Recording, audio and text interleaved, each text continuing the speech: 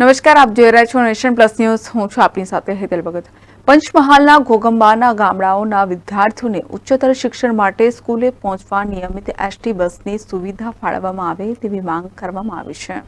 પંચમહાલ જિલ્લાના ઘોગંબા તાલુકાના અંતરિયાળ ગામડાઓના ઉચ્ચતર માધ્યમિક શિક્ષણ મેળવતા વિદ્યાર્થીઓને ગામડાઓમાંથી ઘોગંબા સુધી આવવા માટે સરકારી એસટી બસની અનિયમિત આવે છે, ત્યારે એસટી બસની સુવિધા નિયમિત કરવા માટે રજૂઆત કરવામાં આવી છે. હાલોલ એસટી ડેપો ખાતે 80 જેટલા વિદ્યાર્થીઓ અને વિદ્યાર્થીનીઓએ નારા લગાવ્યા હતા. વિદ્યાર્થીઓએ શિક્ષણ મેળવવા માટે સરકાર દ્વારા નિયમિત એસટી બસ ફાળવવામાં આવે તેવી માંગ કરવામાં આવી છે. Kiran Gohil, nation plus news, Panchmahal. સમાચારોના સતત અપડેટ મેળવવા માટે અમારી નેશન પ્લસ ન્યૂઝની યુટ્યુબ ચેનલને સબસ્ક્રાઇબ કરો, બેલ આઇકન દબાવો અને જોડાયેલા રહો ફેસબુક, ઇન્સ્ટાગ્રામ અને ટ્વિટર પર.